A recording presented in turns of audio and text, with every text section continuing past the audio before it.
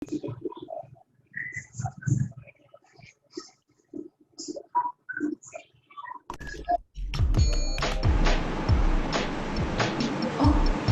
boleh.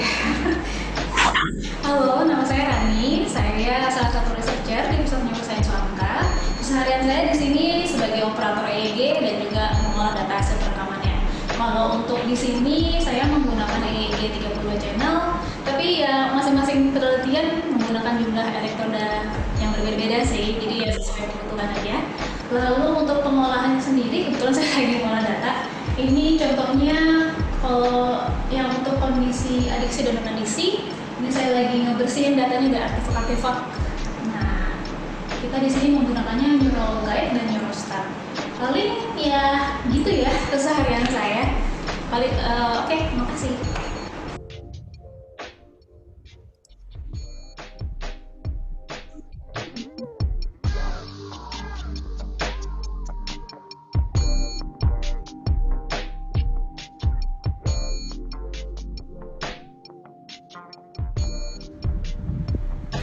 Halo, saya Ahmad Syahabudin. Saya sebagai Public Relation di Pusat Neuroscience UHAMKA. Biasanya saya mengedit foto dan video untuk keperluan PR Pusat Neuroscience UHAMKA. Tapi ada yang menarik. Saya selalu menganalisa terlebih dahulu foto dan video yang saya telah edit menggunakan alat eye tracker. Nah, sebagai berikut.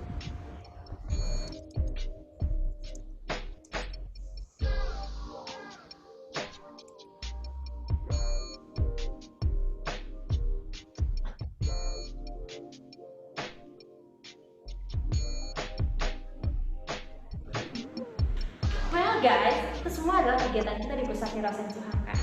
Untuk kamu yang mau tahu kegiatan tentang kita semua di Pusat Neuroscience UHAMKA, jangan lupa di follow Instagram IPN UHAMKA dan juga YouTube channel kita.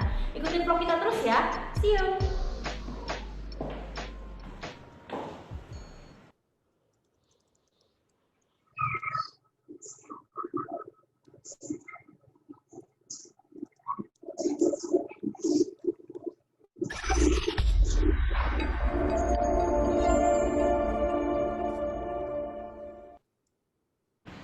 Assalamualaikum, saya Yuliza. Saya adalah seorang data analis di Pusat Neuroscience UHAMKA.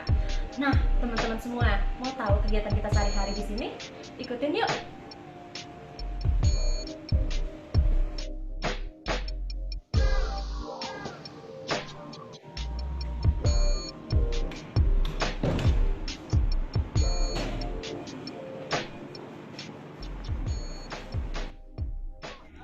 Nah, teman-teman semua, ini adalah kerjaan saya. Saya mau ngolah big data ataupun large data dengan our program.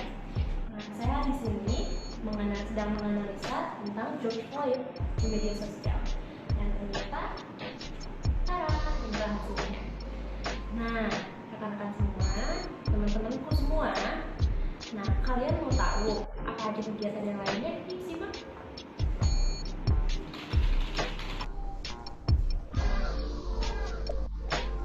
Hai, saya adalah staf administrasi dan keuangan di Pusat Neuroscience UHAMKA. Yang saya lakukan adalah melakukan manajemen keuangan seperti controlling, budgeting, dan keuangan, baik itu pajak maupun RAD. Kemudian saya juga melakukan pengurusan administrasi seperti surat menyurat dan laporan kerja. Saya lanjut dulu ya.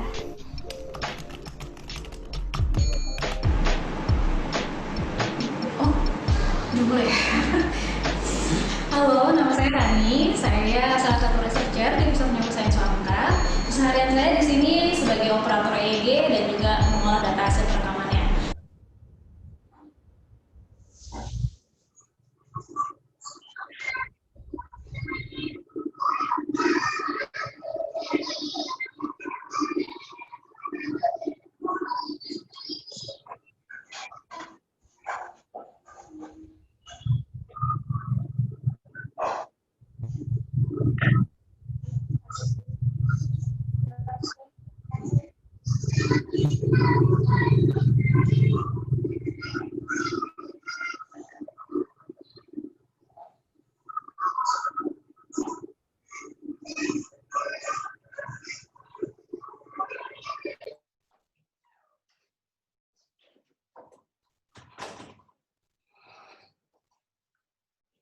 semua, mau tahu kegiatan kita sehari-hari di sini?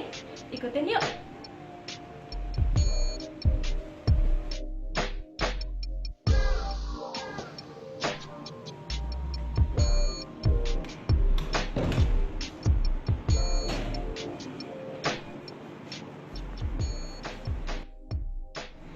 Nah, teman-teman semua, ini adalah kerjaan saya. Saya mau ngolah big data ataupun large data dengan R program.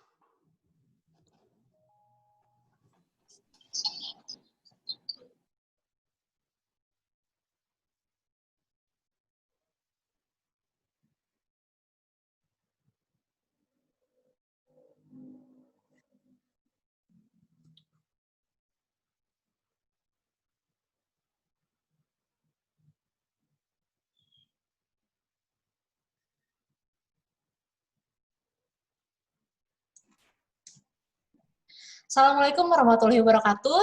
Selamat siang, salam sejahtera untuk kita semua. Shalom, Om Swastiastu, Namo Buddhaya, Salam Kebajikan. Halo, apa kabar semuanya? Semoga baik-baik aja ya. Alhamdulillah, puji syukur kita masih bisa berkumpul bersama-sama di sini, menimba ilmu di acara Paper Talks, Season 2 episode kedua dari narasumber kita yang luar biasa pada siang ini. Tapi meski harus dilaksanakan secara online, semoga kita juga dapat ilmunya dan juga tetap sehat selalu. Nah, sebelum kita mulai ke acara, jadi tadi ini memang acaranya agak telat sedikit karena kita sedang melakukan penelitian. Jadi, nah ini saya mau sharing kegiatan kita di Pusat Neuroscience UHAMKA. Bisa biar saya share screen ya, untuk informasi. Nah, saya pengen banget nih sharing sama teman-teman semua tentang kegiatan yang ada di Pusat Neuroscience UHAMKA yang sedang kita lakukan. Nah, ini dia. Jadi ini kalau misalnya rekan-rekan yang masih curious, kira-kira di Pusat Neuroscience UHAMKA itu ada apa aja sih sebenarnya? Nah, di kita, di sini ada EEG. Nah, coba saya diulang lagi ya. Di sini, nah ini saya lagi pasang EEG. Kita lagi mau coba eksperimen mengenai konektivitas antara si EEG dan ECVT. Dan juga ini ada eye tracker yang rekan-rekan lihat sekarang, itu ada eye tracker, kemudian di sebelah sini ini ada ruangan saya, di sini ada sosial data analitik. Nah, di sini eye tracker, kemudian ini lagi eksperimen. Ini dia adalah alat EEG yang rekan-rekan lihat di sini. Ini adalah EEG dan di sini sampingnya ini ada ECVT. ECVT yang sedang kami kembangkan. Nah, mudah-mudahan nanti karena kalau bisa ada waktu, bisa juga mampir ke kantor kami dan juga bisa lihat juga laboratorium atau mungkin mau kolaborasi sama kami semua. Nah, jadi mohon maaf ya tadi agak sedikit telat karena memang kami sedang melakukan ini tadi. Itu rekan-rekan semua. Ini lagi coba untuk memasang elektrodenya. Oke.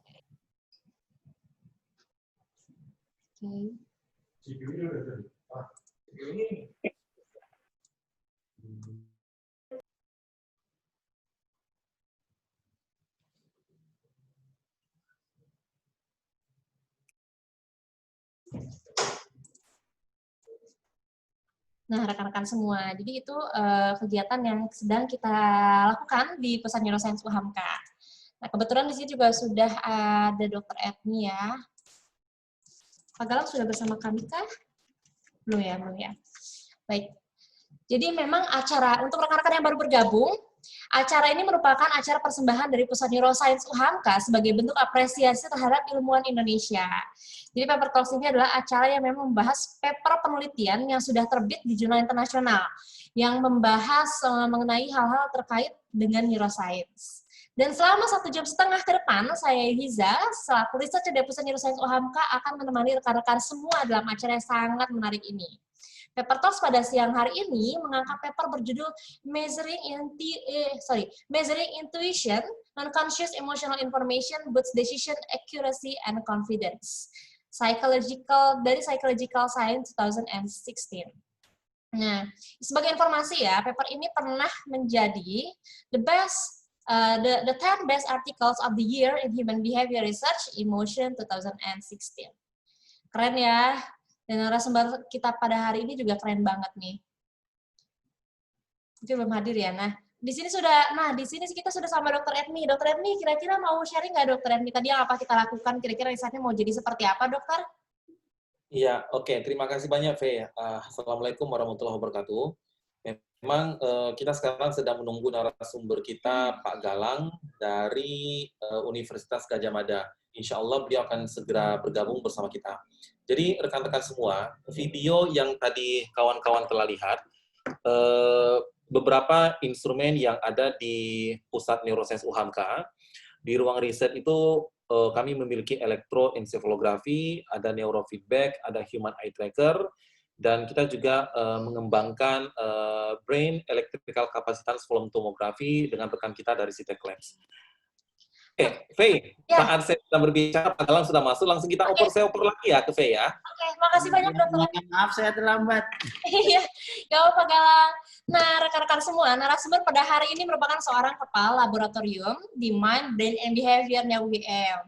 Keren banget kan? Dan memiliki segudang prestasi, juga telah menyelesaikan pendidikan postdoctoral fellow pada tahun ini dengan program Fulbright, yaitu dari Department of Neurology, New York University. Banyak paper, banyak buku, risetnya juga sudah sangat banyak. Jadi, untuk rekan-rekan nih, kalau misalnya memang mau lihat, bisa dicari di Google Scholar-nya, atau misal bisa juga temui Pak Galang mungkin di UGM kali ya, gitu loh. Siapa lagi sih, kalau memang dosen yang berprestasi ini, gitu, bisa dilihat banyak papernya yang berkaitan dengan neuroscience, gitu loh. Neurobehavior lah ya, tepatnya. Dan juga di sini tidak ketinggalan juga moderator kita yang sangat luar biasa dan sangat suka belajar, padahal kita semua paham kalau beliau memang menguasai ilmu neuroscience, tapi tidak henti untuk belajar dan juga memberikan kontribusi terhadap masyarakat di sekelilingnya. Yaitu Dr. Rizky Admiadison, beliau adalah Direktur Pusat Neuroscience UHAMKA. Di sini juga tadi Dr. Emi sudah sampaikan juga, sudah ada Pak Galang. Halo Pak, apa kabar Pak? Baik, baik. Maaf terlambat ya. Ya, nggak apa-apa Pak. Semoga sehat selalu. Terima kasih ya Pak ya sudah berkenan hadir pada hari ini Pak. Sama-sama. Dan juga ada Dr. Etni. Halo Dok, apa kabar?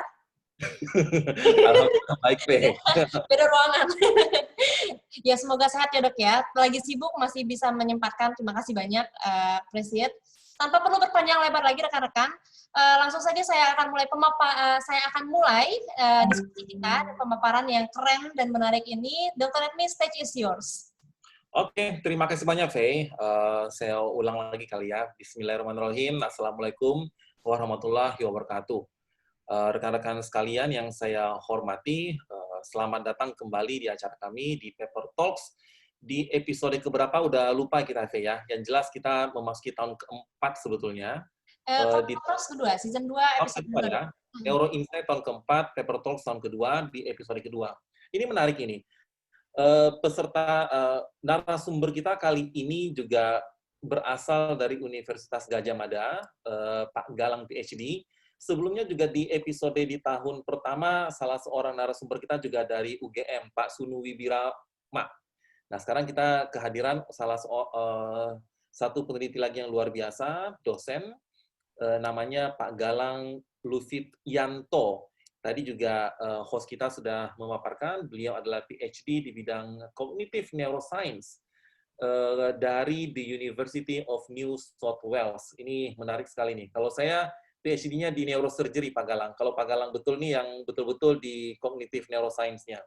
Nah, rekan-rekan semuanya, pada pemaparan kali ini, di episode kali ini, yang nantinya akan dipresentasikan oleh Pak Galang selama 20 menit, beliau akan memaparkan hasil penelitiannya yang telah dipublikasikan pada tahun 2016 di psychology, bukan, ini maaf ya, di psychological science kalau nggak salah tertulis ini.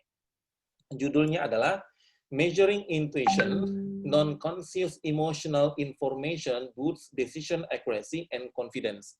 Kalau kita melihat CV-nya Pak Galang, ini ada satu hal yang menarik nih rekan-rekan semua. Di sini tertulis bahwa apa yang ia lakukan ini dianggap penelitian yang pertama di dunia. Dan saya yakin rekan-rekan semuanya juga bisa mendapatkan ilmu yang sangat bermanfaat dari ahlinya langsung. Nah, Pak Galang, di Paper Talks ini, skema kita cukup unik, Pak Galang. Pemaparan itu hanya 20 menit.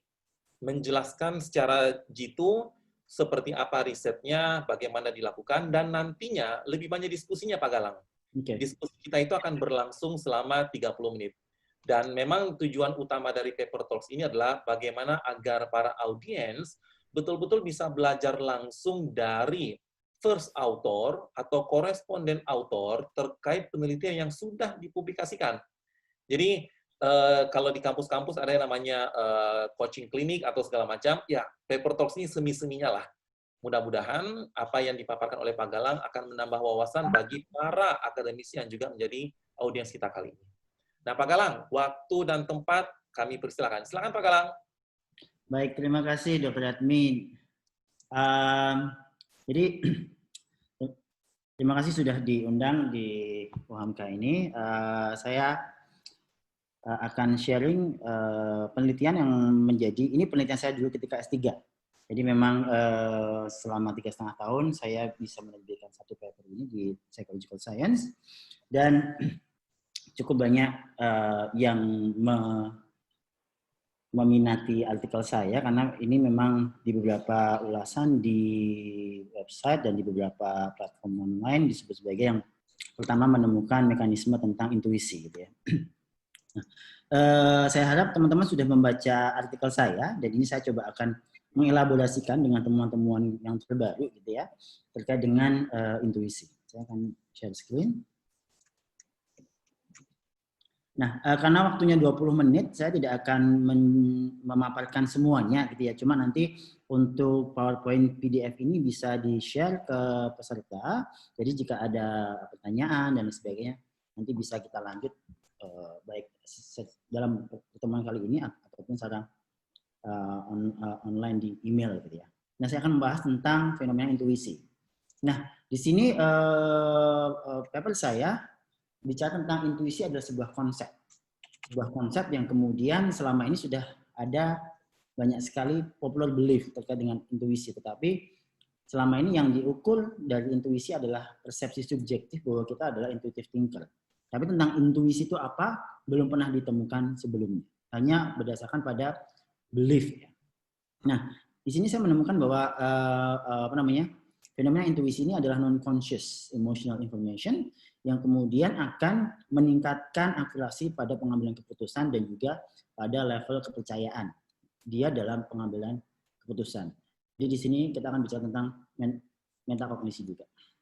Nah, ini outline speech saya, tapi ini memang lebih dari 20 menit sehingga saya akan cut beberapa ya. Nah, apa yang ini dimulai dari apa yang sudah kita pelajari terkait tentang intuisi.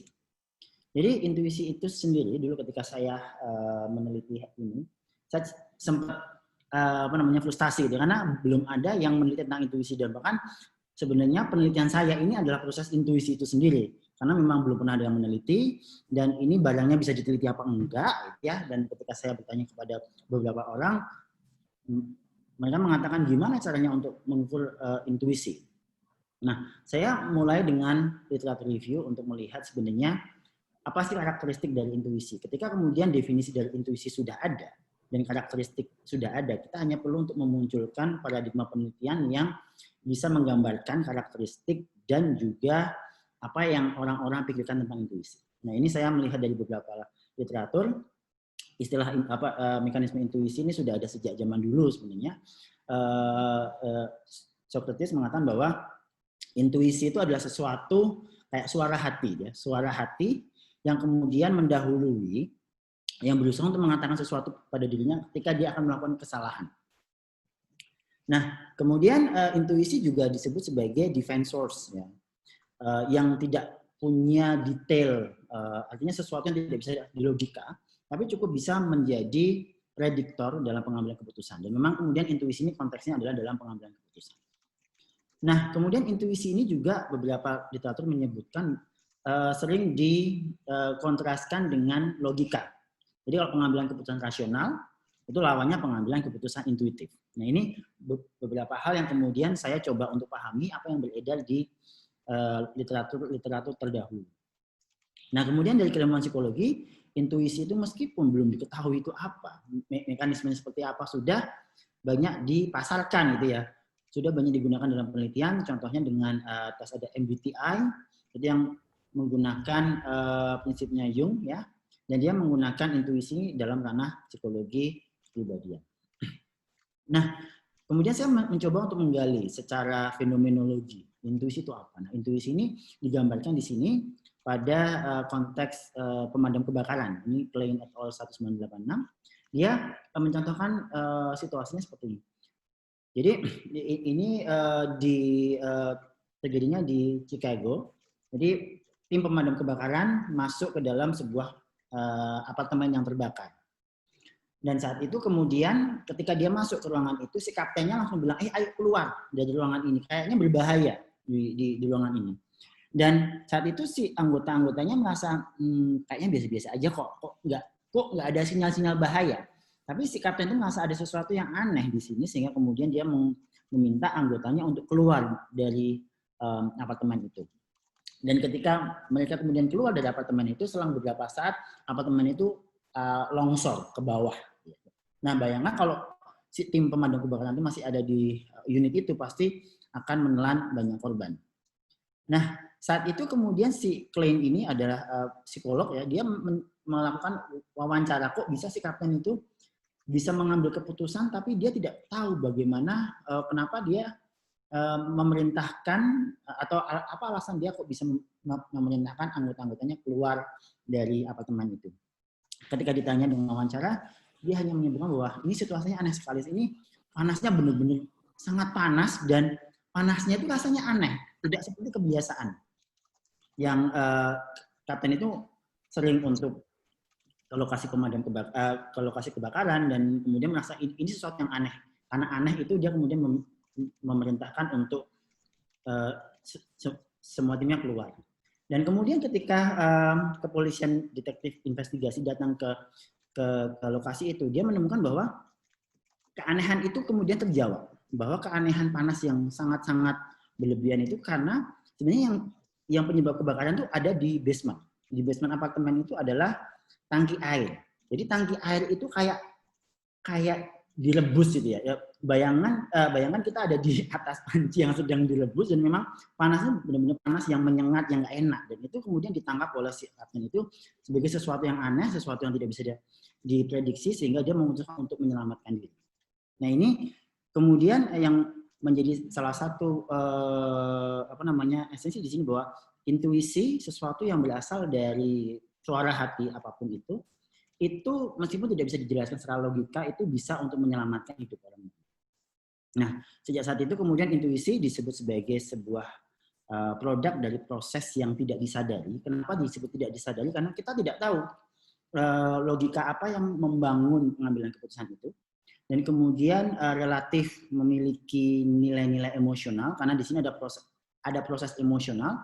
Karena kalau kita bilang pengambilan keputusan intuisi itu ya berdasarkan suasana hati, ini kok saya kok deg-degan ya, kok saya kok nggak enak ya. Selalu ada kata-kata proses emosional di situ. Dan kemudian prosesnya juga rapid proses. Prosesnya berjalan dengan cepat. Karena kalau analytical decision making itu prosesnya agak lama, tapi kalau intuisi itu biasanya langsung cepat. Ini adalah karakteristik yang umum dalam fenomena pengambilan keputusan intuitif. Nah, ini yang kemudian saya coba untuk gimana ya cara memunculkan paradigma penelitian eksperimen yang turut menggambarkan karakteristik intuisi yang selama ini sudah dikenal banyak orang.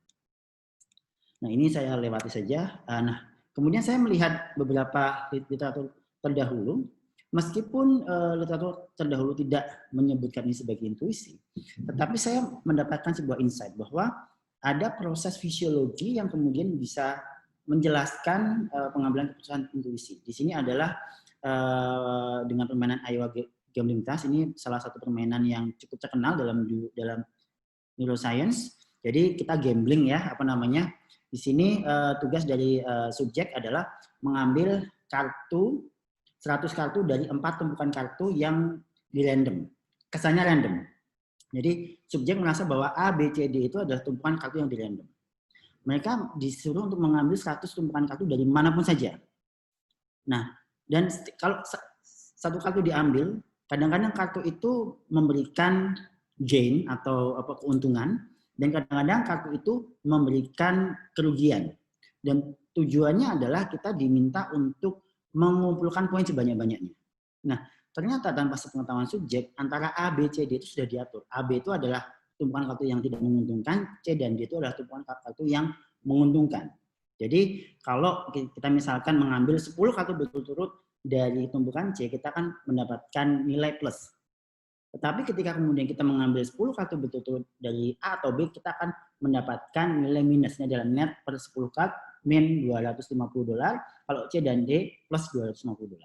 Nah, tugasnya di sini adalah yang ingin ditemukan adalah seberapa lama orang itu bisa menemukan bahwa ada tumpukan yang menguntungkan dan ada tumpukan yang tidak menguntungkan.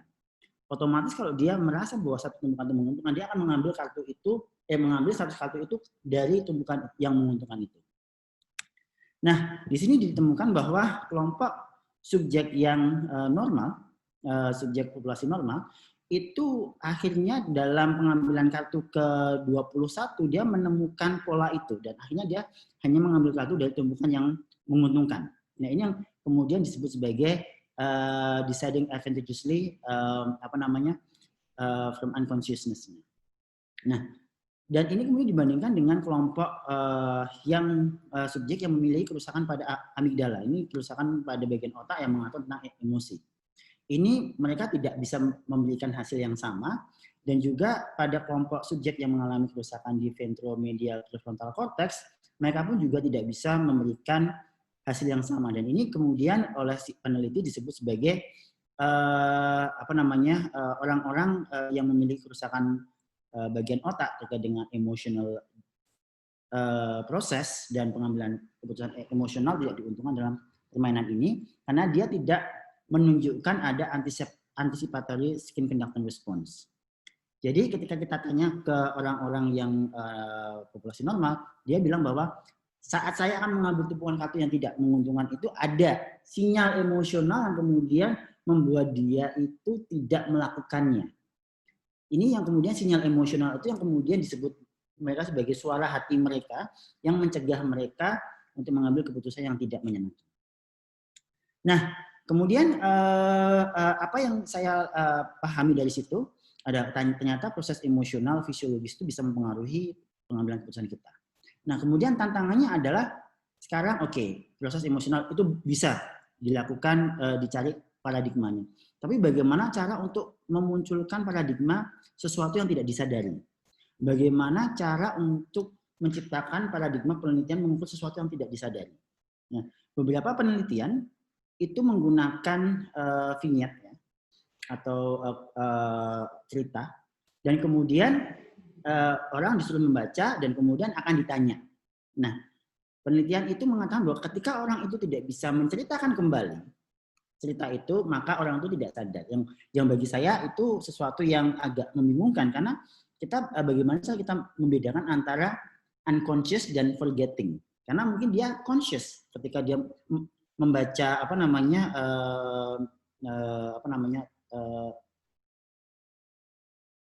itu, tetapi kemudian ketika dia diminta untuk recall dia sudah lupa. Tapi dia aware, tetapi dia forget. Itu berarti forgetting, bukan unconsciousness. Nah, ini pada Brunswick Lens model dia bilang bahwa salah satu cara yang paling efektif untuk memunculkan sesuatu yang tidak disadari adalah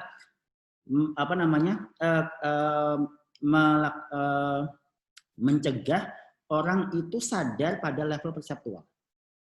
Jadi tantangannya adalah bagaimana cara kita untuk menunjukkan sesuatu, tetapi orang itu tidak sadar bahwa dia sedang melihat sesuatu. Nah, ini ada banyak literatur yang kemudian saya pelajari terkait dengan visual processing. Ternyata ada banyak sekali teknik untuk membuat sesuatu yang disajikan secara visual itu diproses secara tidak sadar. Jadi bisa menggunakan suppression, bisa menggunakan backward masking, artinya di sini atau bisa memunculkan stimulus itu benar-benar di bawah atau hampir mendekati ambang kesadaran. Nah, ada literatur yang mengatakan bahwa kita itu bisa menyadari sebuah pengalaman visual ketika objek itu ada di depan kita selama 100 milisecond. Artinya kalau objek visual itu disajikan kurang dari 100 milisecond, maka kita tidak memiliki kesadaran visual, tetapi otak kita itu sudah bisa memproses. Jadi di sini memisahkan antara kesadaran visual, kesadaran subjektif, ya, dan proses di otak.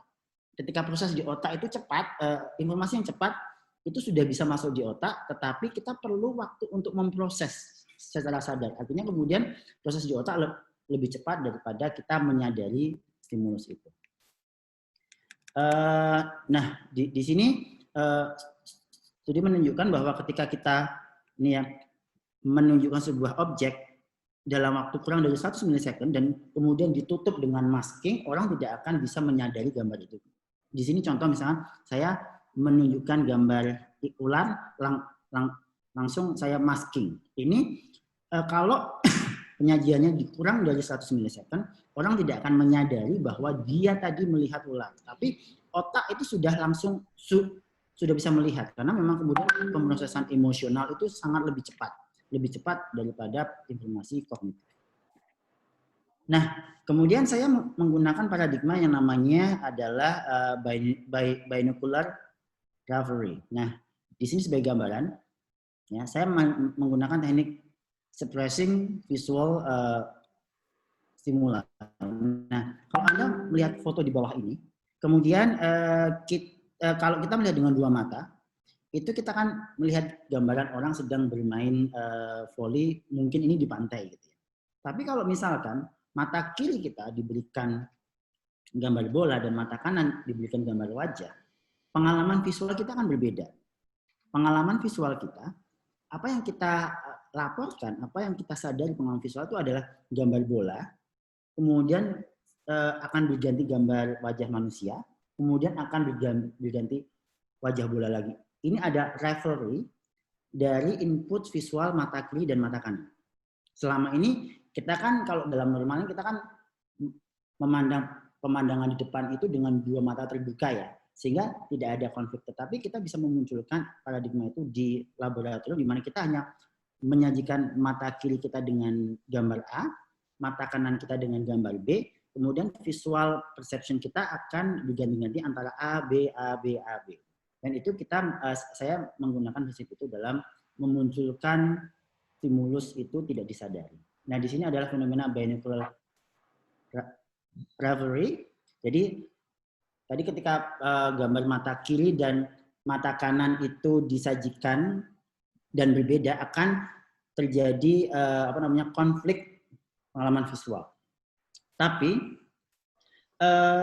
di sini PR-nya adalah bagaimana cara saya mensupres gambar, ya, mensupres gambar sehingga gambar itu tidak bisa dipersepsi secara sadar, secara visual. Dan kemudian ada sebuah teknik namanya CFS, Continuous Flash Suppression. Intinya di sini adalah saya ingin memunculkan gambar anak menangis, tapi orang itu tidak sadar bahwa dia melihat gambar anak yang sedang menangis. Ini dengan cara memunculkan CFS pada salah satu bola mata.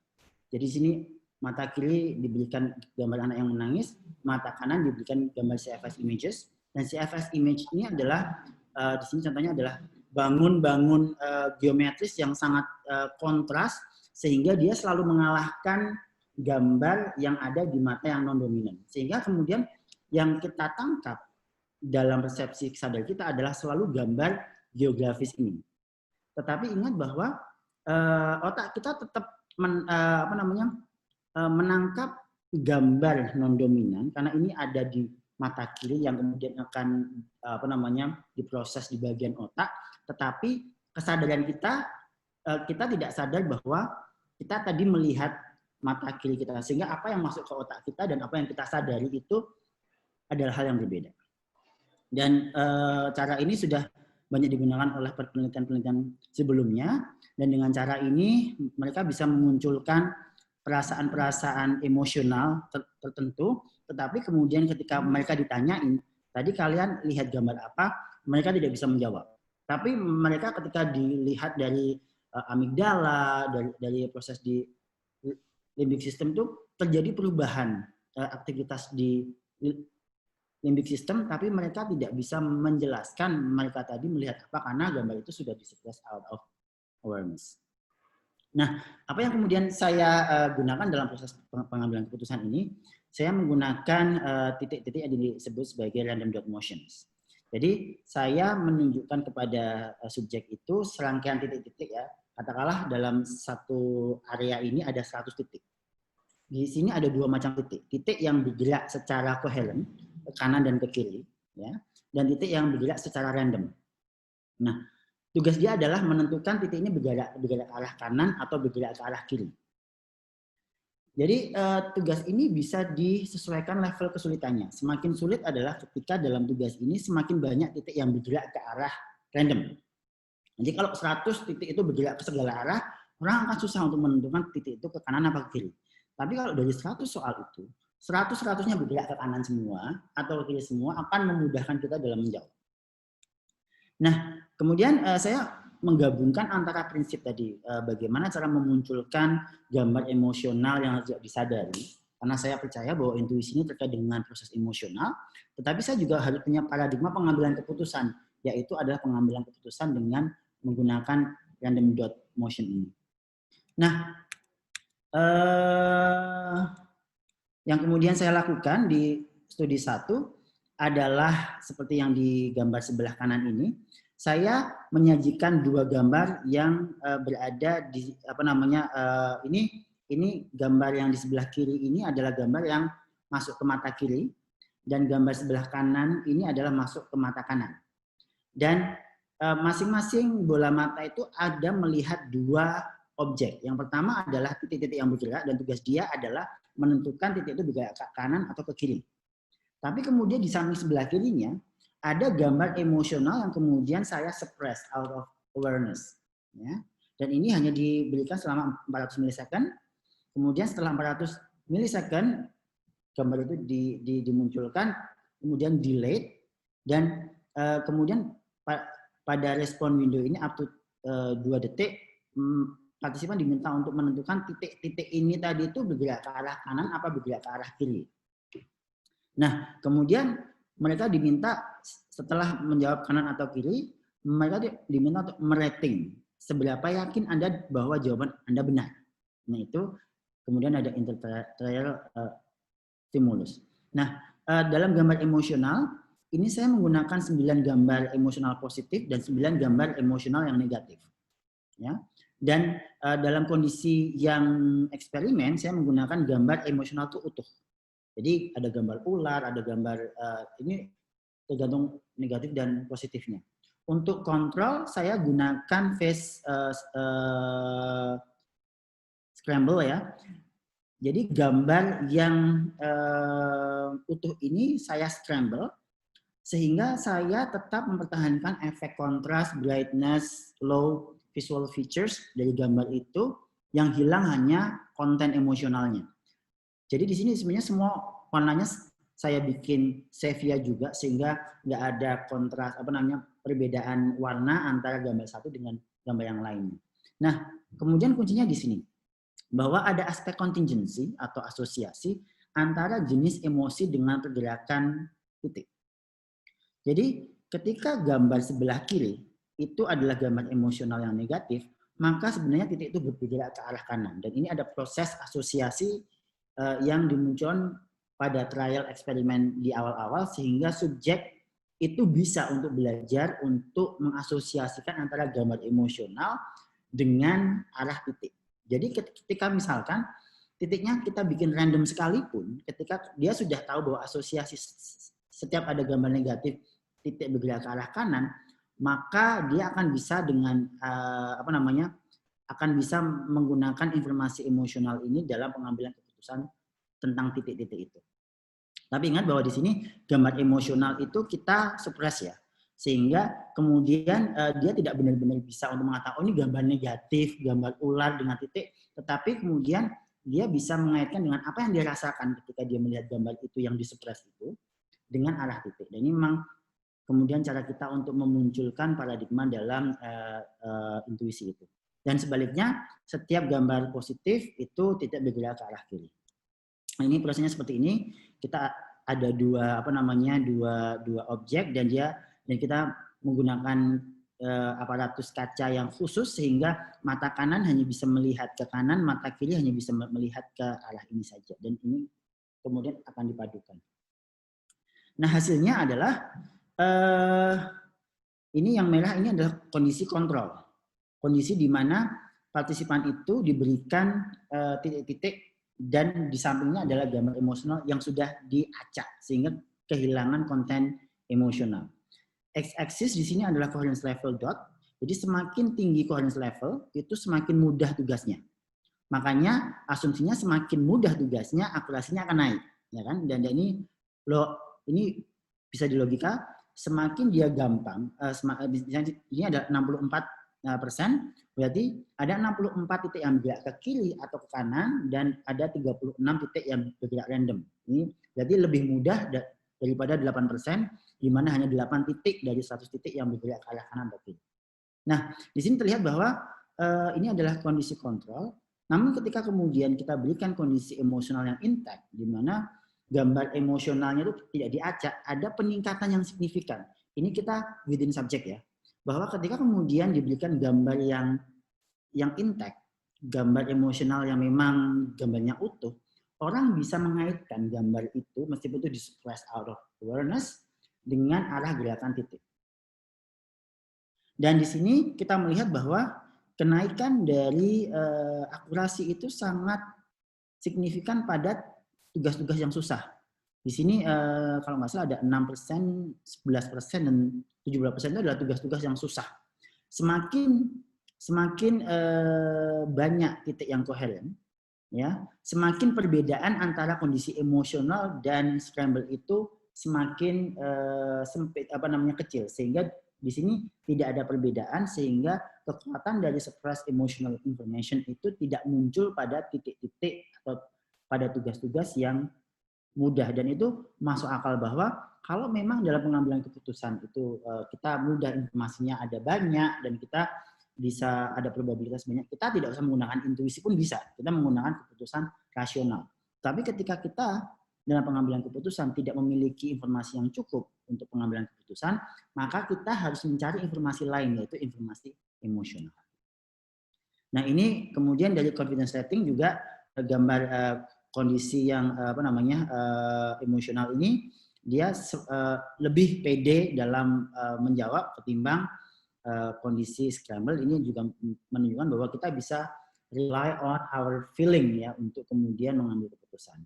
Dan dari waktu reaksi lebih cepat orang memutuskan dengan akurat ketika dalam kondisi emosionalnya intact daripada kondisi gambar emosional yang di scramble tadi. Nah, kemudian pertanyaannya adalah apakah titik-titik itu hanya bisa dipasangkan dengan emosi? Bagaimana jika titik itu dipasangkan dengan informasi yang non emosional? Misalkan gambar tadi adalah misalkan gambar benda mati dan benda hidup, bisa nggak efeknya sama? Karena sebenarnya esensi dari intuisi adalah asosiasi antara informasi yang relevan dalam pengambilan keputusan dengan sesuatu yang lain, yang kemudian dalam studi satu saya menemukan bahwa emosi ini bisa diasosiasikan dengan informasi dalam pengambilan keputusan. Nah, kita menggunakan stimulus yang berbeda. Di sini adalah scramble dan non emosional. Kita menggunakan dua objek atau benda mati dan benda hidup, dan ternyata di sini tidak ada perbedaan antara gambar yang intact non emosional dan scramble, yang kemudian semakin menguatkan pendapat kita bahwa intuisi ini menggunakan emosi. Intuisi ini menggunakan informasi emosional yang disuppress out of awareness. Situasi emosional, informasi emosional yang tidak bisa menjelaskan, yang tidak bisa menjelaskan detail pun bisa digunakan dalam pengambilan keputusan. Dan ini penjelasannya kenapa bisa seperti ini, karena memang di arsitektur di otak itu sudah menunjukkan bahwa ada jalan pintas dalam kita memproses informasi visual yang mengandung emosi. Jadi informasi-informasi emosional itu akan diproses lebih cepat di otak daripada informasi-informasi yang tidak emosional. Nah, kemudian kita ingin mencari tahu kalau memang benar nggak sih ini adalah asosiasi antara emosi dengan titik-titik itu. Kan kita tadi dalam eksperimen kita sebelumnya, kontingensi antara jenis emosi dan titik-titik dan arah titik itu kan selalu sama ya. Ketika emosinya positif, dia geraknya ke kanan. Kalau emosinya negatif, dia geraknya ke kiri. Kita ingin ngetes asosiasi itu. Apakah memang benar seperti itu? Nah, Pak Galang, sorry banget memotong ini nih. Kayaknya kita waktunya udah terlalu kepepet. Mohon di-ringkas ya Pak Galang ya. Aku singkat aja ya. Oke. Nah, intinya di sini kita menemukan bahwa ini ada 3 blok. Di sini adalah kontingensi ketika emosinya positif, titiknya ke kanan dan sebaliknya. Blok kedua juga sama dan kita lihat ada kenaikan akurasi. Tetapi ketika di blok ketiga, ketika kita balik hubungannya, ketika dibalik hubungannya, akurasinya drop. Ini yang kemudian menunjukkan bahwa ternyata memang ada asosiasi antara emosi dengan informasi dalam pengambilan keputusan. Nah, kemudian untuk di studi yang ketiga, kita hanya melakukan sampling dengan skin conductance response. Jadi kita memadukan pengukuran fisiologis dalam eksperimen kita dengan paradigma yang sama. Kita ingin mengetahui apakah memang sinyal emosi dari skin conductance response ini prediktif terhadap akurasi dalam pengambilan keputusan. Dan kita menghasilkan respon yang sama, dan kemudian kita lakukan modeling komputer menggunakan linear ballistic accumulator. Nah, di sini adalah paradigma dalam pengambilan keputusan ya. Artinya di sini adalah kita ingin melihat apakah evidence itu bisa digunakan dalam pengambilan keputusan.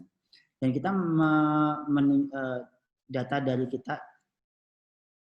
ini saya jelaskan dengan singkat aja, dari menggunakan computational modeling yang kita gunakan, ini menunjukkan bahwa emosi ini bisa menjadi sebuah evidence yang kuat dalam pengambilan keputusan dengan menggunakan computational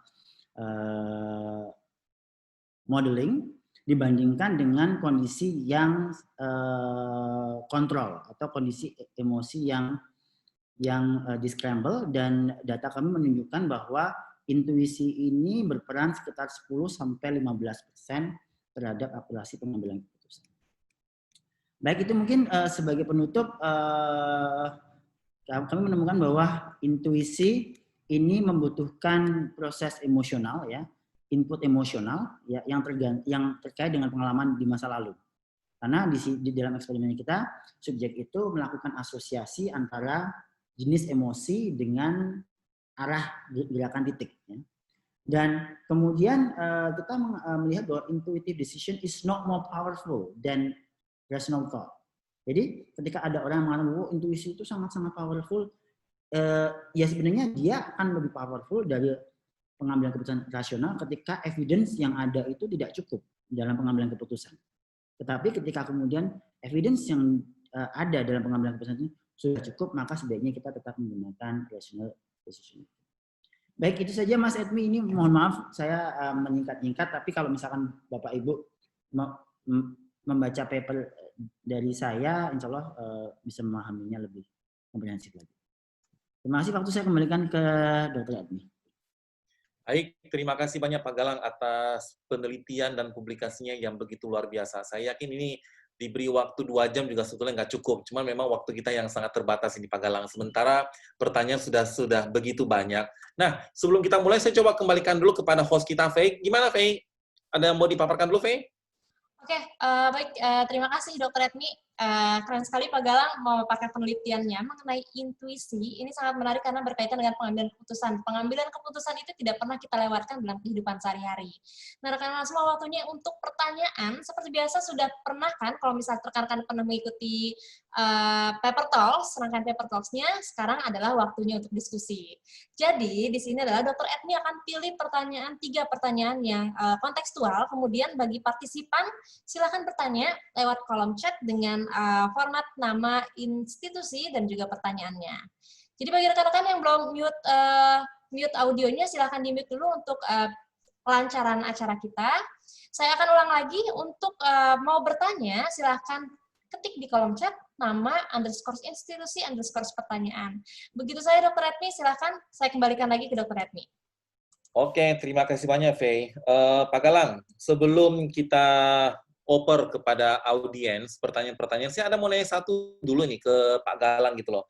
Ada satu hal yang betul-betul membuat saya tergelitik pada pemaparan Pak Galang, pada penjelasan-penjelasan awal, pada contoh kasus yang ada kebakaran di mana kaptennya tiba-tiba menarik tim untuk keluar dari kebakaran itu. Terkait dengan intuisi, itu kan memang betul-betul dipengaruhi oleh pengalaman di masa lalu.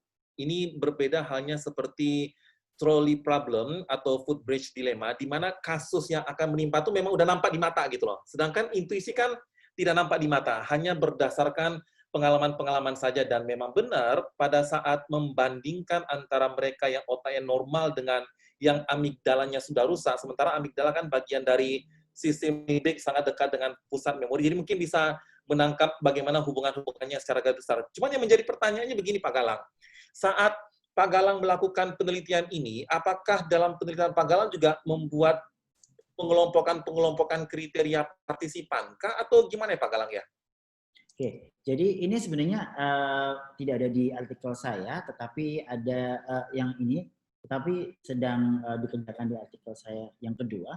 Kita memilah subjek itu berdasarkan pada persepsi subjektif mereka, apakah mereka orangnya analitis atau intuitif.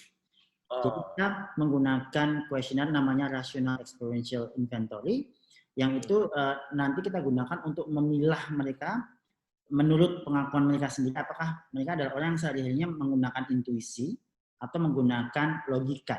Dan kita menemukan proses yang berbeda, bahwa memang orang-orang yang memang cenderung mengira dirinya intuitif, itu akan sangat sukses di task ini. Jadi dia menggunakan kontingensi antara emosi dengan arah titik itu dengan baik.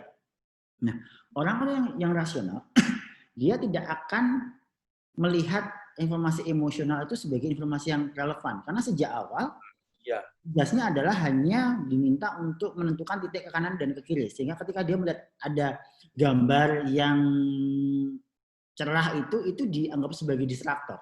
Sehingga kemudian dia alih-alih dia melihat ini ada nggak ya hubungan dengan tugas ini, dia melihat ini sebagai distraktor dan dia tidak terlalu bagus di tugas ini. Dan ini kita memang kebetulan hanya melihat pada populasi normal, yang kita membedakannya hanya pada perbedaan informational processing style dia. Ada yang intuitif, ada yang rasional. Ini menarik sekali Pak Galang. Dari penjelasan Pak Galang barusan kita bisa menangkap satu kesimpulan out of the topic. Memang sepertinya orang-orang rasional itu empatinya kurang kayaknya Pak Galang ya. Emosi disingkirin ya. Nah, Pak Galang, dari penjelasan Pak Galang ini ada pertanyaan yang menarik nih dari Pak Muhammad Zailani dari UHAMKA. Sepertinya di slide Bapak juga dijelaskan, tapi saya coba ajukan pertanyaan begini Pak Galang. Apakah keterkaitan intuisi dengan hipnosis? Sama-sama diproses di otak, mengapa orang cenderung lebih mempercayai pikiran rasional yang dianggap lebih objektif? Seberapa jauh kebenaran intuitif mendekati realitas? Ini cukup menarik sih pertanyaannya. Gimana Pak Galang? Silakan Pak. Jadi kita dalam pengambilan keputusan itu memang ini saya terinspirasi oleh salah satu perkataan teman saya, seorang ahli computational decision making. Dia bilang bahwa kita sebagai manusia itu tidak bisa mengontrol hasil. Yang bisa kita kontrol adalah proses. Permasalahannya adalah pengambilan keputusan intuisi itu prosesnya saat ini belum jelas. Sampai kemudian penelitian saya dan mungkin beberapa yang lain mencoba untuk menggali sebenarnya mekanisme intuisi itu kayak apa sih. Ternyata ini hanya asosiasi ya. Ada sebuah mekanisme yang kemudian masuk akal dan terkait dengan asosiasi. Kita sudah belajar banyak hal terkait dengan aliran behavioris, menggunakan classical conditioning, itu juga menggunakan asosiasi, dan itu kita make sense bahwa intuisi adalah proses asosiasi. Nah, kenapa orang lebih cenderung menggunakan pemikiran rasional? Karena pemikiran rasional itu step-stepnya lebih jelas dan bisa dipertanggungjawabkan. Makanya dalam dunia industri, orang itu jarang menggunakan kemampuan pengambilan keputusan intuisi, karena kalau misalkan keputusannya nggak tepat, minimal dia tidak akan diprotes kalau menggunakan pengambilan keputusan yang rasional. Karena prosesnya jelas, step-stepnya jelas. Meskipun mungkin kalau ditanya dalam hatinya ini, tetap kita pakai proses ini nggak mungkin karena datanya nggak akurat. Tapi ya gimana lagi ketika nanti saya kena masalah karena saya tidak melakukan pengambilan keputusan sesuai dengan proses yang sudah seharusnya dilakukan. Nah, ini saya juga kebetulan mengajar di MMUGM dan ada kuliah tentang pengambilan keputusan di mana memang para mahasiswa itu dididik untuk mengambil keputusan secara rasional. Dan kemudian tidak salah ketika kemudian manajer di perusahaan atau orang-orang di banyak konteks lebih memilih untuk mengambil keputusan secara rasional karena prosesnya bisa lebih dipertanggungjawabkan daripada intuisi. Kita ngomong tentang hasilnya, tetapi prosesnya lebih bisa dipertanggungjawabkan terhadap intuisi. Nah, seberapa jauh kebenaran intuitif mendekati realitas? Maksudnya di sini kebenaran intuitif mendekati realitas ini sesuatu yang tidak bisa saya jawab, tetapi kalau saya bandingkan antara intuitif dan rasional, jadi intuitif itu akurasinya hanya bisa menambah 10%, 10-15% akurasi pada pengambilan keputusan yang rasional. Sehingga ini 1/10 itu bukan angka yang besar sebenarnya. Cuma dalam situasi yang tadi, informasi yang terbatas, atau informasi yang tidak jelas, pengambilan keputusan harus dengan waktu yang cepat, dan tadi ambigu itu pengambilan keputusan intuitif itu lebih menjanjikan daripada pengambilan keputusan rasional yang informasinya aja tidak bisa, evidence-nya aja nggak bisa dilogika. Ini menarik sekali nih Pak Galang. Memang sampai sekarang kan definisi intuitif saja masih banyak lah orang memberikan definisinya. Kebetulan nih Pak Galang, kami di Pusat Neuroscience melakukan penelitian pemetaan otak anak dan remaja yang mengalami adiksi pornografi.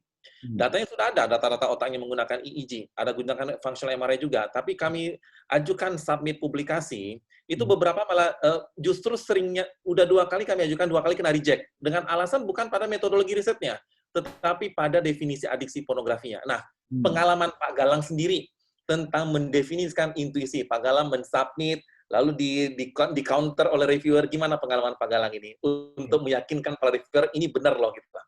Baik, jadi ini ada 2 strategi, Pak. Jadi dulu kami juga mengirimkan ke Nature Neuroscience, sempat ke external reviewer, itu kita udah benar-benar sampai ke external reviewer Nature Neuroscience. Saat itu kemudian kita pendekatannya seperti ini. Jadi kita memang dalam penulisan, kita bahasanya adalah bukan kita yang pertama kali menemukan intuisi, tetapi adalah kita mampu untuk, jadi paradigma penelitian kita itu menunjukkan bahwa sesuatu yang memiliki karakteristik seperti intuisi, seperti yang dipercaya orang-orang banyak, yang emosional, rapid process, unconscious, itu bisa dibuktikan dalam konteks ilmiah. Nah, masalah antar orang itu, ini adalah strategi kita untuk mengatakan bahwa this is intuisi, tapi saya tidak akan secara frontal mengatakan this is intuisi. Ini hanya kemudian strategi kita lebih halus mengklaim bahwa sesuatu yang memiliki karakteristik seperti intuisi, seperti yang orang-orang percayai bahwa ini adalah intuisi, itu sebenarnya bisa diteliti. Itu adalah satu. strateginya. Dan strategi kedua adalah kita melakukan literatur review yang kemudian berdasarkan pada pendapat-pendapat para ahli sebelumnya terkait dengan intuisi itu memiliki karakteristik ini. Ya, karena memang yang kita ajukan adalah novel paradigm untuk meneliti tentang intuisi, sehingga jadi kita menciptakan paradigmanya itu benar-benar menganut pada karakteristik intuisi, ya, karakteristik intuisi yang selama ini dikenal banyak orang, sehingga memang kita tidak terlalu banyak menerima karena kita secara halus menyodorkan bahwa hal yang selama ini orang percaya sebagai intuisi yang memiliki karakteristik seperti intuisi itu bisa diteliti menggunakan paradigma yang lebih objektif. Pak Galang, ini juga memang ada pertanyaan-pertanyaan nih. Tadi Pak Galang juga udah nyampaikan bahwa unconsciousness itu memang tidak sama dengan forgetting. Nah, ada pertanyaan ini dari Andita Nurul Hasanah, Unisba. Mungkin ini Universitas Islam Bandung sepertinya. Dia bertanya begini, Pak Galang. Memang apa bedanya unconscious dengan forgetting? Yang ingin saya tanyakan adalah, bukankah pada praktiknya unconscious itu seringkali kita lupakan? Nah, gimana ini Pak Galang, perbedaan secara neurologis di otak antara unconsciousness dengan forgetting? Silakan Pak Galang. Oke, baik. Jadi kalau unconscious itu, memang dari awalnya kita tidak bisa mengatakan bahwa saya melihat ini. Contoh misalnya gini, kalau unconscious itu adalah saya disodori minuman ini, kemudian saya lupa. Tadi saya minum apa ya? Sehingga kemudian di sini bukan problem. Ini adalah contoh forgetting ya. Saya disodori minuman ini dan saya tahu bahwa saya tadi minum minuman ini. Tapi ketika kemudian nanti ditanya lagi, kamu tadi minum apa? Saya tidak bisa menjawab. Tapi kan saya itu sudah bisa untuk menghilangkan rasa haus saya ya. Artinya ketika kemudian sesuatu itu sudah kita proses, itu sudah mulai ada reaksi di tubuh kita. Tetapi beda dengan unconscious. Kalau unconscious itu benar-benar yang disodori ini, tapi saya nggak bisa lihat sama sekali dan saya tidak minum. Sehingga kemudian ketika unconscious, kalau unconscious itu bukan forget. Kalau unconscious ya kalau ditanya nggak tahu ya karena dia emang nggak tahu gitu ya. Beda ketika forgetting itu adalah dia tadinya tahu, kemudian dia lupa. Kalau unconscious itu dari awalnya disodori sesuatu itu dia sudah nggak sadar. Jadi memang kemudian ini dulu ketika saya mengajukan paradigma ini memang pertanyaan yang paling susah itu adalah bagaimana cara untuk menyodorkan sesuatu tepat di depan mata kita, tapi kita tidak bisa mengatakan bahwa saya sedang melihat ini. Karena kemudian ketika prosesnya adalah forgetting, ya ini permasalahan term dalam penelitian ini, karena memang ada yang mengatakan dalam intuisi itu adalah unconscious. Unconscious itu sesuatu yang tidak kita ketahui, tidak kita sadari, gitu ya. Entah kita melakukannya apa enggak, itu kita tidak benar-benar ada atensi di situ. Nah, sehingga kemudian saya dalam penelitian saya berhati-hati untuk memunculkan paradigma yang ini benar-benar unconscious dan ini bukan hanya forgetting aja. Karena kalau kemudian nanti paradigma saya ini dikritik sebagai forgetting, berarti saya tidak bisa memunculkan karakteristik unconscious seperti yang disodorkan oleh ahli-ahli terkait dengan intuisi. Nah, kemudian terkait dengan mekanisme di otak ya. Jadi terkait dengan unconsciousness itu ada yang menyebutkan bahwa ketika kita unconscious terhadap sebuah stimulus visual, occipital cortex kita tidak banyak beraktivitas. Ya. Tapi ketika kita conscious and forget, itu aktivitas di visual cortex kita itu akan meningkat. Karena kita kan melihat ya. Sehingga aktivitas, kalau misalkan kita menggunakan fMRI itu akan kelihatan ketika dia disodori objek itu, aktivitas di visual cortex akan meningkat, dan kemudian nanti ketika proses recall bagian otak yang terkait dengan memori kita nggak akan menunjukkan proses. Nah, di sini bedanya kemudian antara forgetting dengan unconsciousness adalah kalau ingin lihat bukti secara neuroscience dilihat dari aktivitas di visual cortex pada saat dia melihat atau menghadapi objek gitu. Kalau unconscious tidak akan ada aktivitas di visual cortex atau limited activity. Tapi kalau conscious but forget later, pada saat dia melihat itu aktivitas di occipital cortex-nya akan tinggi. Ini menarik sekali nih Pak Galang. Dari ada satu hal yang saya highlight dari Pak Galang antara intuisi dengan berpikir secara sadar itu terletak pada timingnya gitu loh. Ada sebuah stimulasi kapan dia mengambil keputusan.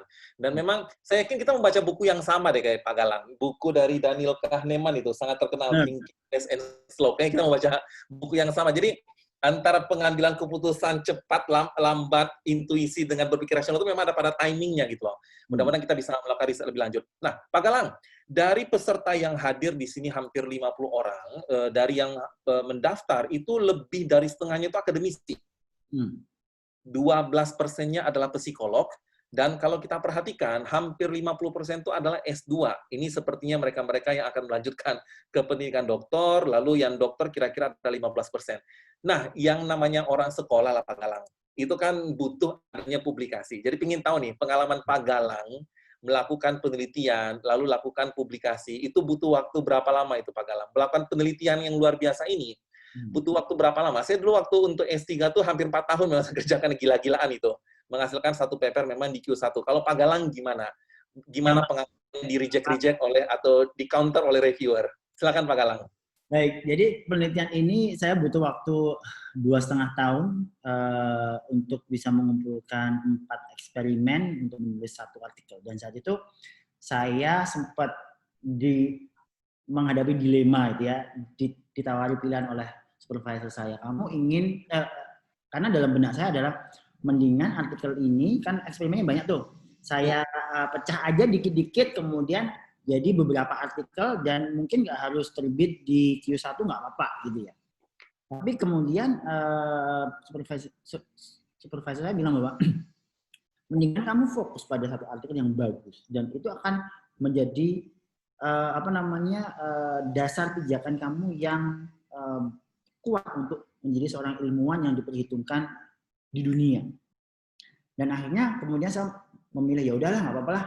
3,5 tahun dapat satu artikel, tapi di Q1 di Psychological Science yang sampai saat ini masih ranking 1 di jurnal Empirical Psychology yang umum ya. Dan itu memang kemudian ketika muncul di situ memang saya juga disertasi juga kayaknya juga nulisnya juga asal-asalan cuma 2 bulan langsung lolos tanpa revisi karena reviewernya juga sudah baca artikel saya dan dia mikir ya kalau kamu terbit di Psychological Science ya kamu jelas udah berhak dapat PhD, sehingga memang kemudian pilihannya ada di kita gitu ya. Kalau misalkan memang kita ingin menjadi ilmuwan dunia yang who can put your voice into the arena, ya kita jangan berhitung-hitung tentang ini publikasi jadi berapa. Kalau seperti itu ya kita mentalnya masih ilmuwan yang mengejar kum ya sebenarnya.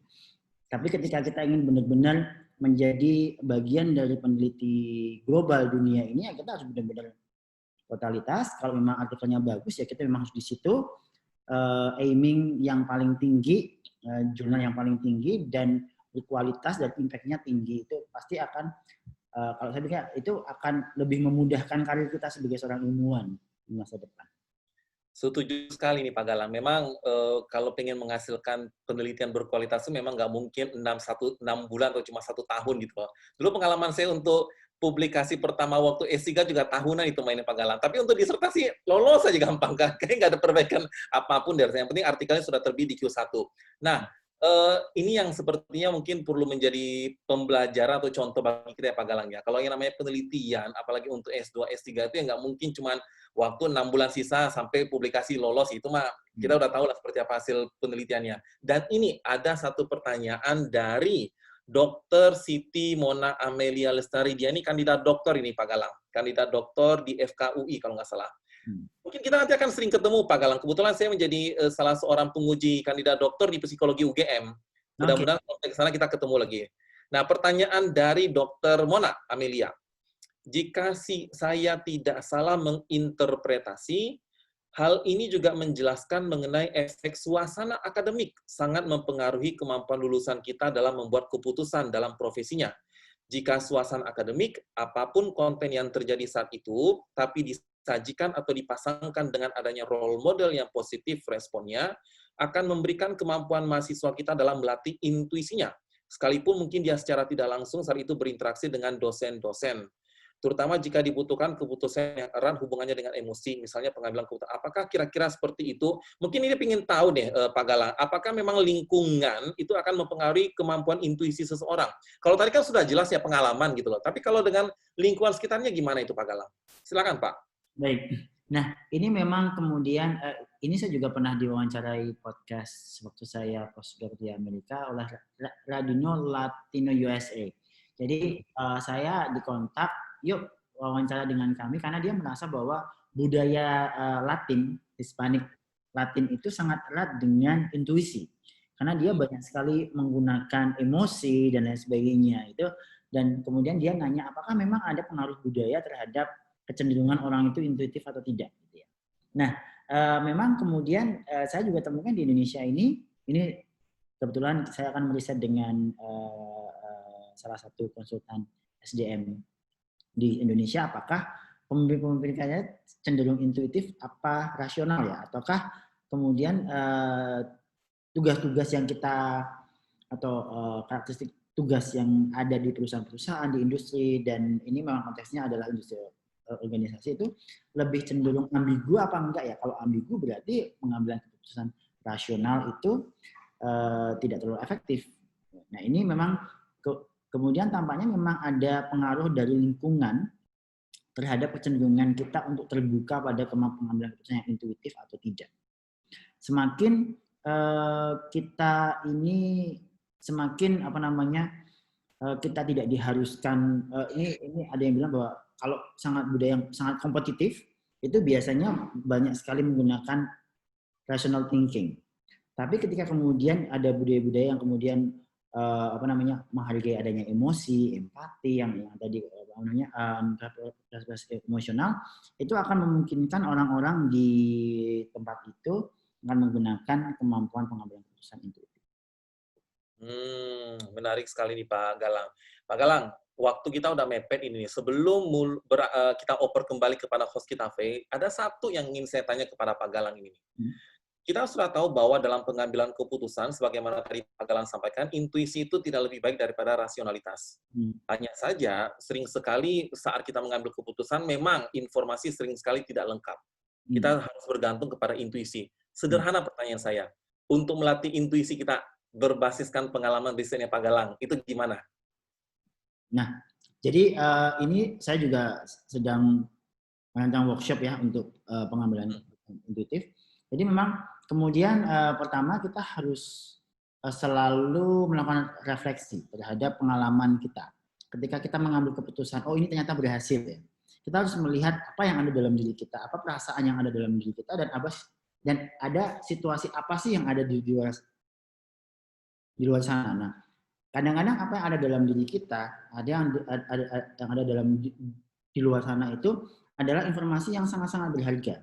Informasi yang missing dalam pengambilan keputusan yang harusnya rasional, tapi itu nggak lengkap, sehingga kita bisa menggunakan clue yang ada di luar sana. Misalkan ini situasinya seperti ini, kemudian perasaan saya juga sedang enak. Biasanya kalau perasaan saya sedang enak, kemudian clue-nya di luar seperti ini bisa efektif. Nah, ini kemarin ada pertanyaan dari seorang ibu ya, ketika saya ada workshop itu bertanya, dia hari itu dia merasa nggak enak gitu ya, ada perasaan yang nggak enak tentang anaknya, dan ternyata memang saat itu si ibu bilang anaknya, hati-hati ya di jalan ya, dan ternyata emang benar saat itu si ibu itu anaknya kecelakaan. Dan kemudian saya nanya, ibu kok bisa merasa bahwa ada sesuatu yang nggak beres? Saya telusuri lagi, ternyata ketahuan bahwa oh ya ternyata si anak itu malamnya itu hampir tidak tidur karena ada masalah. Dan kemudian anak itu harus nyetir dan bla bla bla. Nah, sehingga kemudian oh berarti ada informasi yang baru ya Bu ya, yang bukan di luar kebiasaan, karena si anak itu nyetir itu udah biasa, cuma malam itu ada sesuatu yang berbeda. Dan menurut si ibu itu kategorinya adalah bisa membuat si anak itu jadi nggak fokus. Nah, ketika kemudian kita menggali pengalaman kita, kenapa sih si ibu itu merasa nggak enak? Karena ada sesuatu yang oh ya anak saya nggak tidur. Berarti ada clue eksternal bahwa kondisinya adalah anaknya tidak cukup istirahat. Dan kemudian saya tanya lagi, pas sebelum ibu sama anak ibu berangkat ada situasi apa? Oh ya biasa mas, kita sarapan kemudian saya ajak omong itu nggak nyambung. Nah kemudian oke, satu clue lagi. Nah berarti besok lagi ada semacam sinyal ya Bu ya. Berarti kalau besok lagi ada situasi seperti ini, anaknya nggak nyambung, berarti apa yang akan Ibu lakukan? Nah ini ketika kita selalu berlatih dengan mengasosiasikan hal-hal yang menurut pengalaman kita itu ada efek tertentu, kita akan punya jadi kayak rumus cepat gitu ya. Kalau misalnya seperti ini jangan, kalau ini ya, kalau ini jangan. Itu yang kemudian perlu kita latih sebagai seorang individu sehingga kita bisa mengambil keputusan intuitif, karena sebenarnya intuisi itu adalah asosiasi cepat terhadap pengalaman di masa lalu. Yang perlu kita lakukan adalah kita harus melakukan refleksi, karena ketika kita melakukan refleksi pada pengalaman kita di masa lalu, kita akan tahu kok rumusnya, kapan kita berhasil, kapan kita nggak berhasil. Itu bisa dipelajari. Luar biasa sekali nih Pak Galang. Saya yakin rekan-rekan audiens di sekarang ini mendapat banyak insight dari Pak Galang. Nah Pak Galang, sebelum kita menutup, kita harus kembali dulu nih kepada host kita. Ada beberapa hal penting yang akan disampaikan oleh host kita. Faye, kami kembalikan kepada Faye ya. Silakan Faye. Terima kasih banyak Dr. Edmi dan Pak Galang atas diskusinya yang sangat menarik pada siang hari ini. Ya rekan-rekan, jangan lupa nih sekarang kita seperti biasa, coba dipegang handphonenya rekan-rekan semua dan kita mulai untuk feedbacknya. Jadi siapkan handphone rekan-rekan sekarang ya. Jadi, nah coba saya sharing. Oke, ya. Saya akan share ketentuan feedback-nya, jadi rekan-rekan bisa open browser-nya, lalu ketik saya www.menti.com pada searching bar, kemudian nanti ada bar yang memang meminta kode-kode tertentu. Nah, sekarang untuk rekan-rekan semuanya, silakan open browser dulu, lalu ketik www.menti.com pada searching bar. Oke, saya kasih waktunya. Kemudian rekan-rekan silahkan untuk mengetik. Atau bisa langsung aja di menti.com atau bisa ke bit.ly langsung feedback PTS2E2. Dengan kode 211186. 211186. Oke. Sudah masuk semua? Oke. Baik, kita mulai ya untuk feedback-nya. Saya bisa share atau misalnya ada yang mau barcode pun juga bisa saya coba share. Atau silakan juga rekan-rekan untuk mempermudah silahkan pakai barcode-nya. Buka kamera kemudian silahkan scan yang ada pada layar rekan-rekan semua. Silahkan scan. Kalau sudah bisa semua, kita mulai ya. Baiklah, secara keseluruhan, menurutmu bagaimana kualitas acara Paper Talks Season 2 episode kedua pada hari ini? Oke, baik.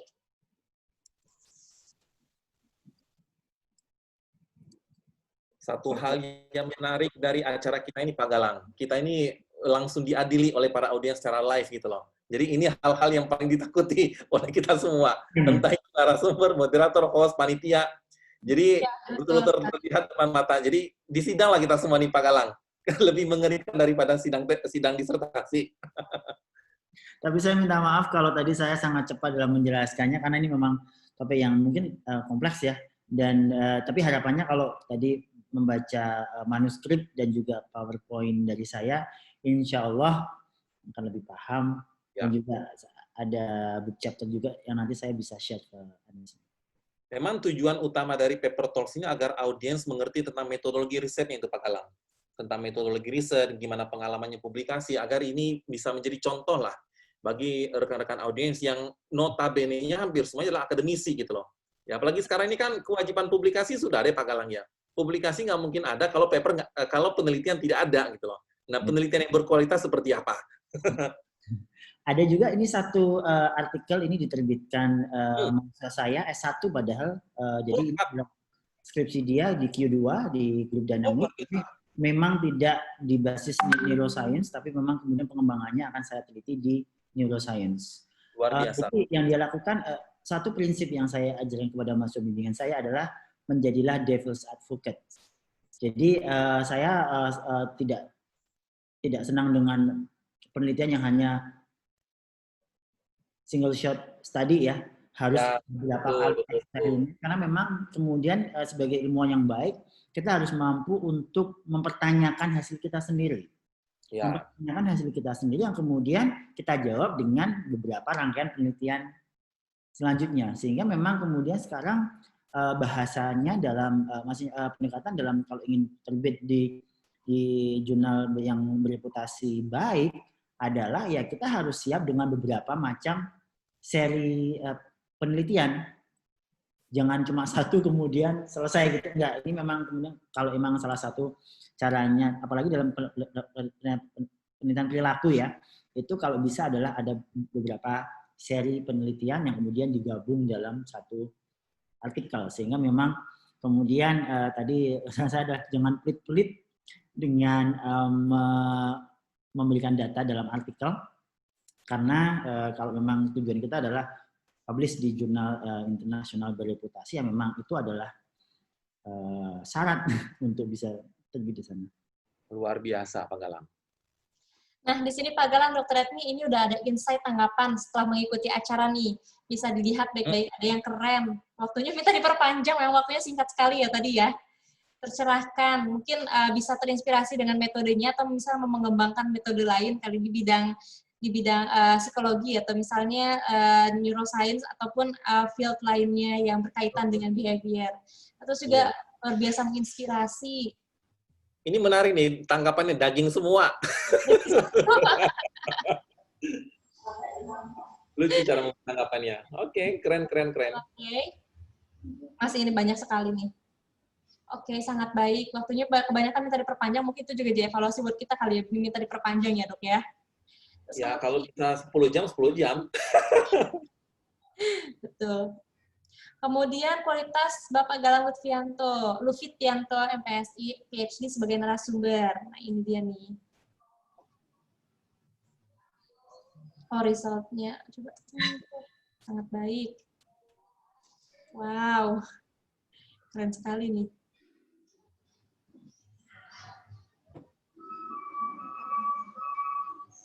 Kalau di UGM sendiri, di psikologi itu fokus di mana sekarang Pak Galang ya, neuroscience-nya? Kalau neuroscience ini sekarang ada beberapa dosen yang memang mendalami di situ ya, ada Bu Kusro, ada Bu Supra dan saya yang paling utama. Kalau Bu Supra biasanya di gangguan-gangguan neurodevelopmental ya. Kalau Bu itu lebih ke arah ke fungsi-fungsi kognitif kayak memori. Kalau saya lebih ke emosi dan turunannya tadi kayak pengambilan kognitif dan sebagainya. Kalau saya kebanyakan ke emosi. Luar biasa. Di sana instrumen apa ya Pak Galang biasa dipakai itu riset-risetnya? EEG ada, kemudian ada EMG, ada SCT. Oh luar biasa. Jadi memang cuma kita sedang TDCS ada, kita lagi mengusahakan TMS, tapi harusnya tahun ini, tapi karena pandemi jadi agak susah ya. Sehingga kita mencoba untuk secara brain imaging dan brain stimulation ada, sehingga kita tinggal memilih kita mau menggunakan paradigma yang memindai atau melihat, memotret ya proses mekanisme neural, atau kita akan melakukan intervensi langsung ke bagian otak untuk membuktikan kausalitas. Oh, mantap sekali. Mudah-mudahan bisa riset bareng kita ke depannya Pak Galang ya. Siap, itu yang saya tunggu.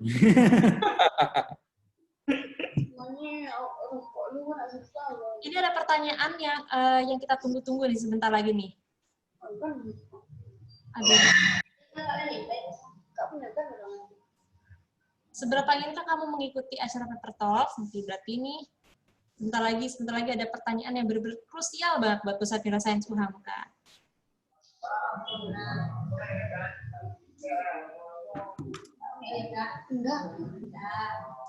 Berarti nanti bisa ya dok ya, berarti untuk kolaborasi dengan Pak Galang nih selanjutnya ya dok? Ya. Dulu Ibu Supra pernah datang ke Pusat Neuroscience Pak Galang? Iya, Bu Supra tadi juga kemarin juga menyampaikan salam, mas saya lupa. Oh iya, salam balik. Iya.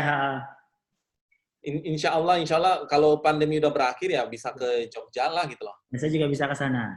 Ya, mantap. Nah, ini rekan-rekan semua.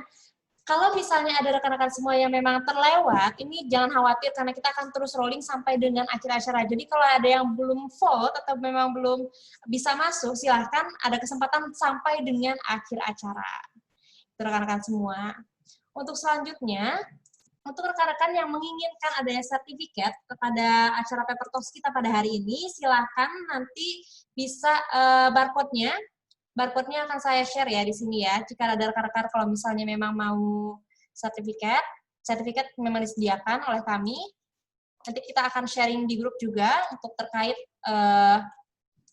sertifikat untuk rekan-rekan semua. Silahkan bentar ya, saya share sebentar.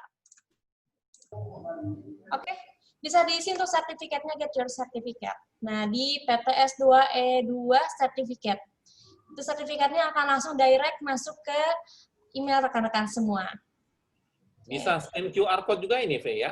Ya, betul. Bisa scan QR code, nanti tinggal dimasukkan aja nama dan juga emailnya, nanti langsung masuk ke alamat email rekan-rekan yang memang sudah diisi. Ya. Jadi di sini, nanti jangan khawatir kalau misalnya saya udah close share screen-nya, rekan-rekan masih bisa dapetin sertifikatnya, saya nanti akan share di grup ya. Oke, rekan-rekan, sekian pengumumannya. Nah, ini sekarang kita sudah ada di penghujung acara nih, Pak Galang, Dr. Edmi, sayang sekali. Tadi padahal lagi seru-serunya kita lagi diskusi, nggak taunya waktunya sudah habis. Nah, kira-kira di sini ada Pak Galang, ada yang mau disampaikan untuk audiens? Terkait dengan ini memang publikasi salah satu momok ya, memang bukan momok, kalau saya bilang tantangan ya, karena ini momok ketika ada mahasiswa S1 saya yang disebut Q dulu, tantangan yang perlu kita temukan bagaimana kita untuk mengatasinya gitu ya. Jadi menurut saya memang dalam menerbitkan di jurnal bereputasi, metodologi, pemahaman terhadap metodologi itu sebuah keharusan, karena sepintar apapun kita menulis kalau metodologi kita questionable ya nggak akan bisa ya. Yang kedua, ketika metodologi bagus, kita juga perlu untuk berlatih bagaimana menulis. Karena Dr. Admi juga bagaimana sih cara saya untuk bisa step yang kontroversial intuisi itu dengan cara kemudian bagaimana saya menyampaikan sesuatu tidak dengan cara frontal. Karena kalau klaim itu terlalu kuat, pasti serangan baliknya juga akan kuat juga itu ya. Kalau kita bilang bahwa this is the first time we unravel the mechanism of intuition, pasti semua orang pasti akan menyerang. Tapi ketika kemudian kita menggunakan strategi dengan lebih rendah hati untuk menyampaikan apa yang ingin kita sampaikan, penerimaannya akan justru lebih positif. Nah, itu adalah salah satu kemampuan terkait dengan penulisan. Sehingga tadi metodologi harus diperkuat dan kemudian kemampuan untuk menulis itu juga diperkuat. Itu adalah salah satu kunci untuk bisa terbit di jurnal bereputasi internasional. Oke, baik. Terima kasih banyak Pak Galang atas pesannya juga, dan kita juga memang lagi struggle ya Dr. Edmi untuk beberapa paper nih untuk researcher di bawahnya Dr. Edmi, banyak banget yang lagi mau bikin paper dan mudah-mudahan tercerahkan pada hari ini. Amin. Berat semua. Dr. Edmi, kira-kira ada yang mau disampaikan? Baik, terima kasih banyak, Fe. Rekan-rekan audiens semuanya, tujuan kami dari Pusat Neuroscience UHAMKA menyelenggarakan Paper Talks ini, tujuan utamanya agar rekan-rekan para akademisi mengetahui seperti apa riset itu dilakukan, apa tantangan yang dihadapi mulai dari melakukan penelitian, melakukan submission, lalu mendapatkan kritikan-kritikan dari para reviewer. Memang dari berkali-kali kita melakukan episode terkait Paper Talks ini, yang namanya penelitian berkualitas itu memang memakan waktu. Karena memakan waktu, maka jelas kesabaran sangat dibutuhkan. Kalau kita hanya ingin sekedar lulus, ya penelitian ecek-ecek sajalah. Cuman saya teringat nih ucapannya Pak Galang, bagus sekali ucapannya. Kalau kita ingin di-recognize sebagai seorang peneliti tulen dunia, ya kalau melakukan penelitian, jangan yang ecek-ecek. Mudah-mudahan apa yang dipaparkan pada episode kali ini benar-benar memberikan inspirasi bagi kita semua. Nah, itu dari saya, Faye. Oke, baik. Terima kasih banyak, Dr. Retni, atas pesannya. Nah, rekan-rekan, waktunya kita untuk pamit. Nah, sebelumnya saya mau kasih pantun dulu. Mungkin rekan-rekan di sini sebelumnya juga udah dengar saya pantun. Pak Andi punya burung kenari, burung dijemur hingga siang hari, pembicara berakhir sampai di sini, salah dan janggal mohon dimaklumi. Saya Iza Anissa pamit undur diri. Terima kasih untuk para tim Pusat Neuroscience UHAMKA dan juga para pembicara dan juga moderator yang luar biasa pada siang hari ini, dan juga nggak lupa audiens yang datang pada siang hari ini untuk ikut pemaparannya sampai akhir acara. Terima kasih atas perhatiannya. Semoga ilmu dapat diteruskan dan juga diamalkan. Jangan lupa jaga kesehatan, tetap jaga jarak, pakai masker, jaga kebersihan, stay safe, stay sane. Sampai jumpa di next episode di Paper Talks dan juga Neuro Insight. Nanti akan kami beri kabar beberapa episode Neuro Insight dan juga Paper Talks di media sosial kami. Jadi stay untuk pantengin terus Instagram kita. Dan juga jangan lupa tonton YouTube-nya PN UHAMKA. See you next episode. Bye-bye everyone. Assalamualaikum. Terima kasih. Assalamualaikum semuanya. Terima kasih Pak Galang, Faye, dan rekan-rekan semua. Tutup. Saya pamit dulu.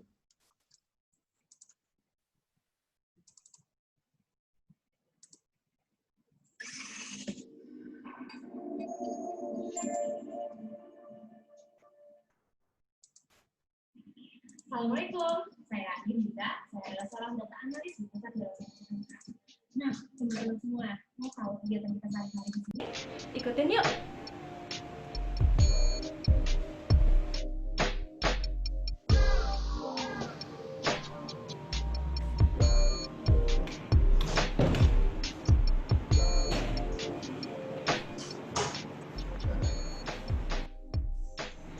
Nah, teman-teman semua, ini adalah kerjaan saya. Saya mau ngolah big data ataupun large data dengan R program. Nah, saya di sini sedang menganalisa